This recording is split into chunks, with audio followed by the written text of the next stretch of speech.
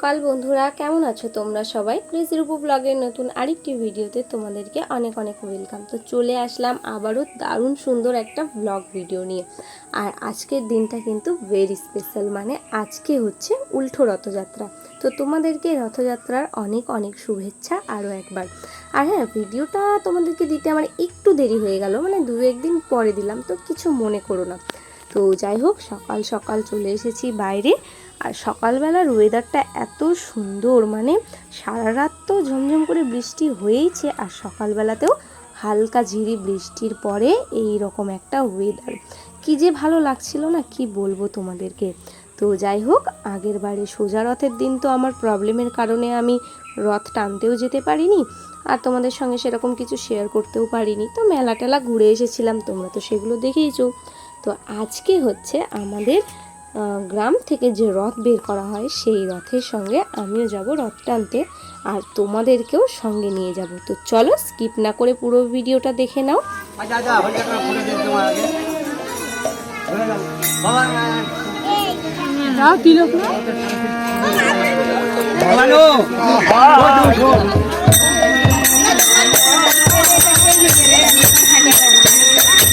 বাড়ি থেকে একটা ছাতা নিয়ে যদি বাসায় বসে আছে আচ্ছা ধরা লাগবে।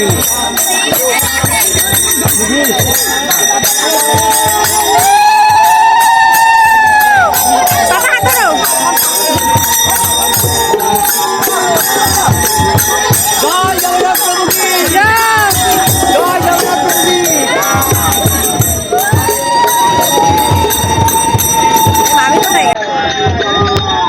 জয় জগন্নাথ দেবের জয়। তো বন্ধুরা, এদিকে রথ রাস্তায় তোলা হয়ে গেছে। তো চলো, ফাইনালি আমরা সবাই মিলে কীর্তন করতে করতে রথের সঙ্গে বেরিয়ে পড়েছি। আর এদিকে দেখো, পাপাও কিন্তু রথ ধরেছে। তো ওকে সামনে দিয়েছিলাম, তো ও দড়ি ধরে মানে হাঁটতে পারছে না, কারণ সব ওখানে বেশি ভিড়, আর পায়ে পা লাগলে উল্টে পড়ে টড়ে যাবে নাকি, সেই কারণে পেছন দিকে দিলাম। আর রথটাও দেখো দারুণ সুন্দর কিন্তু সাজানো হয়েছে, কি যে ভালো লাগছিল না।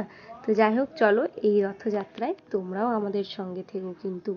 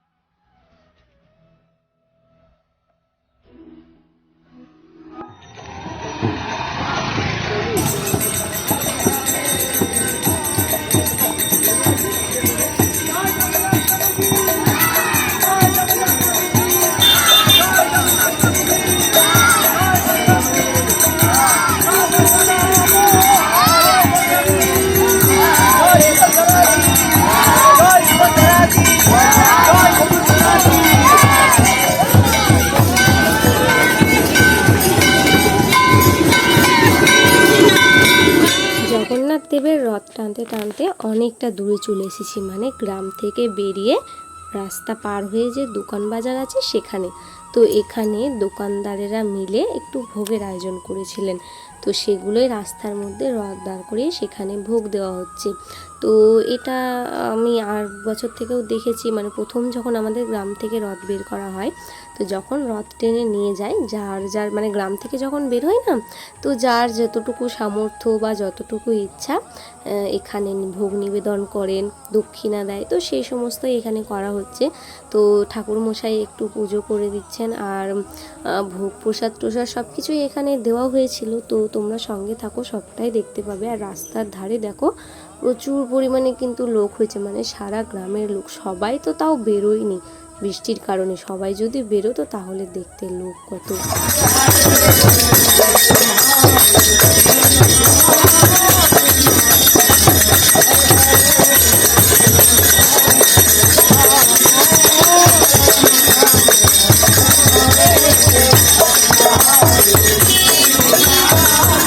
তো বন্ধুরা এদিকে দেখো কীর্তনের সঙ্গে সঙ্গে কিন্তু সবাই ভীষণ আনন্দ করছে, একদিকে পুজো হচ্ছে একদিকে কীর্তনও হচ্ছে।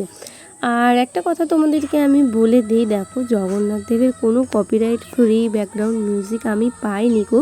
তো সেই কারণেই আমার মনে হলো এই ব্যাকগ্রাউন্ড মিউজিকটাই দেওয়া বেস্ট হবে, কারণ জগন্নাথ বলো শ্রীকৃষ্ণ বলো যাই হোক, লক্ষ্য তো একটাই, ঈশ্বরকে পুজো করা। তো সেই কারণেই এই মিউজিকটাই দিলাম, আর আমার মনে হলো এটার থেকে বেটার আর কোনো মিউজিক যাবে না। তো যাই হোক, চলো রথটা একটু ভালো করে তোমাদেরকে দর্শন করিয়ে দিই।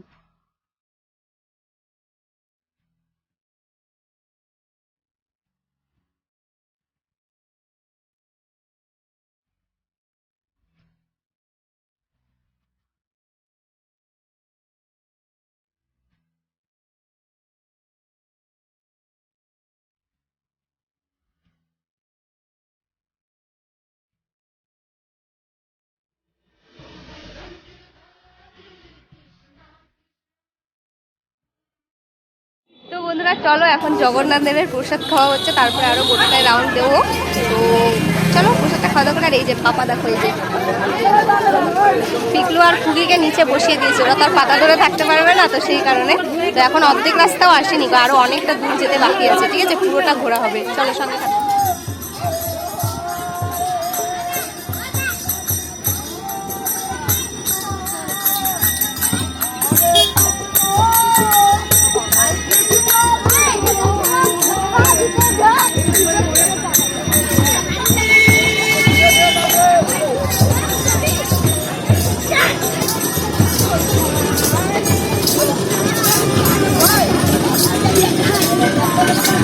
ফাইনালি পুজো টুজো দিয়ে ভোগ প্রসাদ সবাই গ্রহণ করে আবারও রথযাত্রার উদ্দেশ্যে বেরিয়ে পড়েছি। আর এইবারে দেখো, আর পেছন থেকে নয়, আমি কিন্তু এবার সামনে এসে রথের দড়ি ধরেছি। আর একটা কথা কি জানো তো, আমি না বিয়ের পরেই যে প্রথম রথের ধরছি তা কিন্তু নয়, মুসলিম থাকাকালীন কিন্তু আমি রথ টেনেছি। হ্যাঁ, একদমই ঠিক শুনছো। তো বন্ধুরা, রথ ঘুরতে ঘুরতে অনেকটা দূর চলে এসেছিলাম, তো সেই কারণে একটুখানি মানে থামলো, মানে রাস্তার মাঝে মাঝে একটু থেমে কীর্তন করে, তো সেখানে এসে থেমেছে। ওই জন্য আমি আমার পাপা দেখো সেই বাড়ি থেকে মানে বটতলা থেকে রথ ধরে এসেছে, ও আর ছাড়িনি, ওখানেই আছে। পাপা কি খুশি, আর একটু করে হেঁটে আসছে। তো যাই হোক চলো, ভীষণই এনজয় হচ্ছে, ভীষণই ভালো লাগছে। কিন্তু দুর্ভাগ্যবশত আবার ক্যামেরাটা ধরার জন্য কেউ নেই, শম্পা এসেছিল, ও বাড়ি চলে গেছে, নাহলে ওকে ধরে দিত। তো সেই কারণে তোমাদের সঙ্গে ভালোভাবে সেরকম কিছু শ্যুট করতে পারছি না। তো যাই হোক, চেষ্টা করছি যতটা সম্ভব তোমাদের সামনে তুলে ধরা, ঠিক আছে। তো চলো সঙ্গে থাকো, এক্ষুনি আবার রথ ছাড়বার যাবো, কীর্তনে সব নাচ শুরু হয়ে গেছে।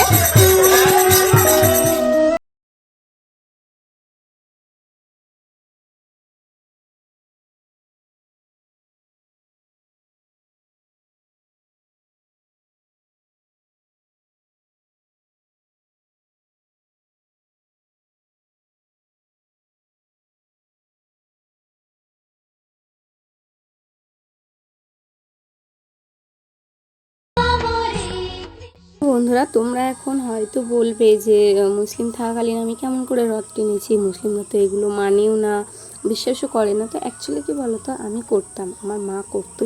তো মায়ের সঙ্গে যখন রথের মেলায় যেতাম আমরা, বিশেষ করে আমাদের ওখানে যে রথের মেলা হতো সেখানে প্রচুর পরিমাণে এই বর্ষার সময় তো চারা গাছ পাওয়া যেত। তো মা যেত চারা গাছ কেনার জন্যে, আর সেই বলে না রথ দেখাও হবে কলা বেচাও হবে, তো সেটাই, আমি রথের দড়ি টানতাম আর মা দিয়ে গাছপালা পছন্দ করতো। তো যাই হোক চলো, গল্প করতে করতে এদিকে কিন্তু আবারও ঘুরে এসে অন্য রাস্তা দিয়ে পাড়ার মধ্যে ঢুকে গেছি।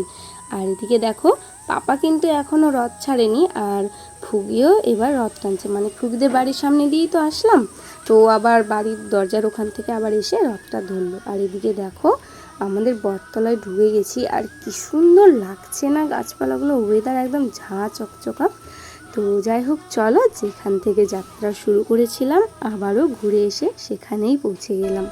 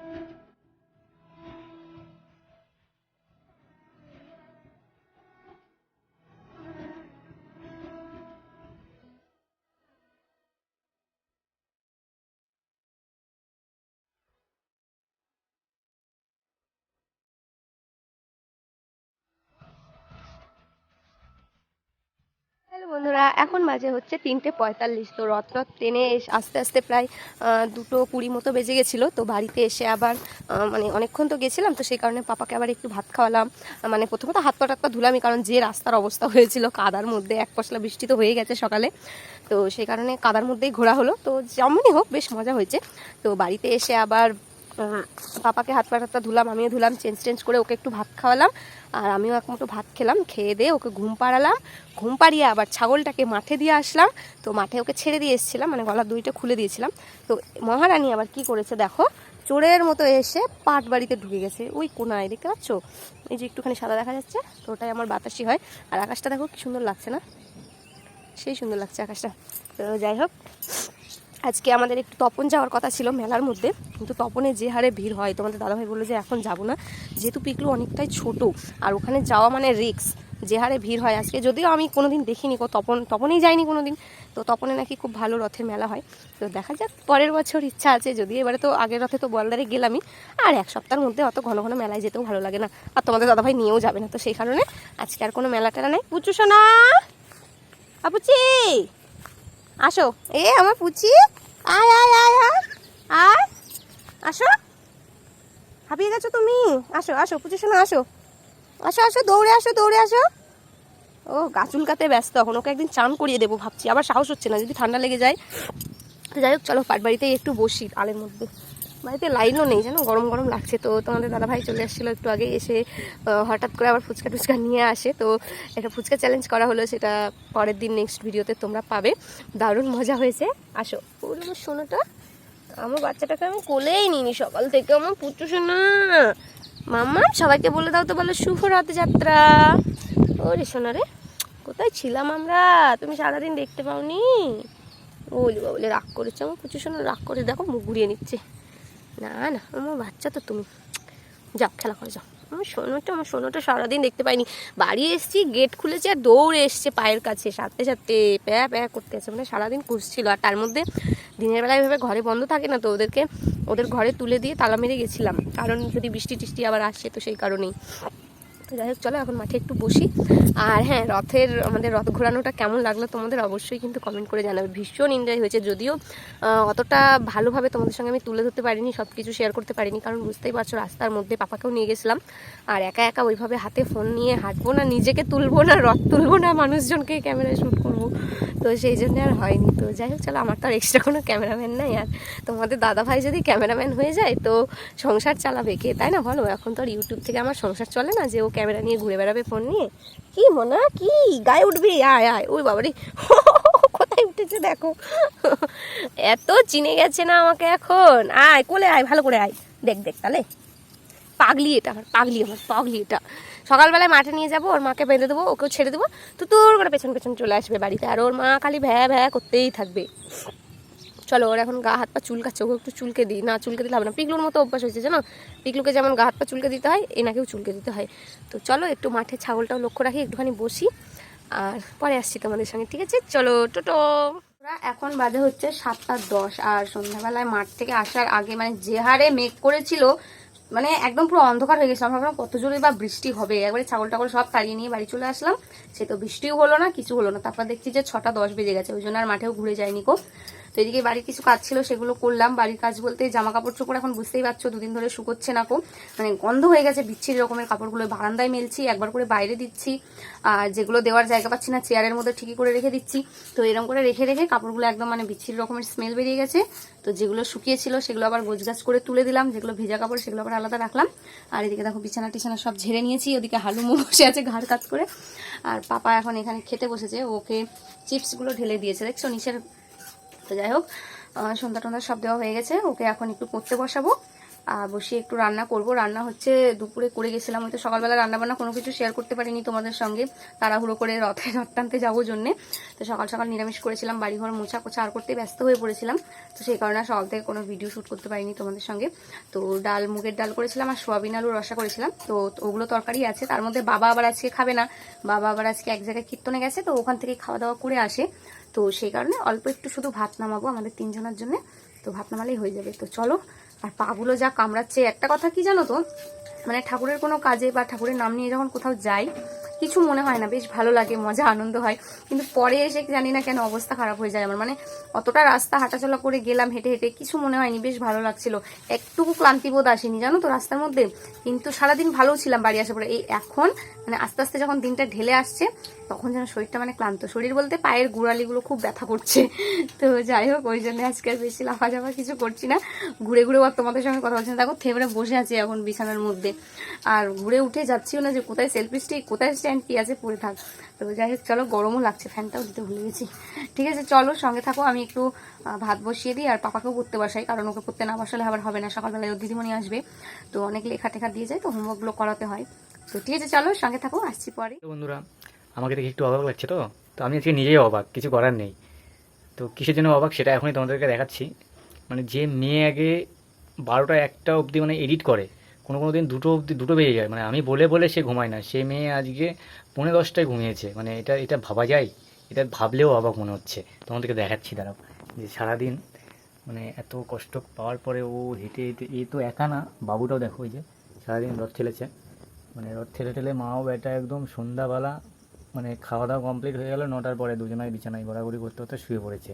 তো আর কী বলবো, রথ মানে শুধু রথ বলে না, পাড়াতে যদি কোনো রকম কোনো অনুষ্ঠান হয় সবার আগে ওঠে, ভোরবেলা উঠবে। যেমন গোপাল পূজার সময় তো দেখোই, ভোরবেলা থেকে শুরু করে সন্ধ্যা অবধি থাকে।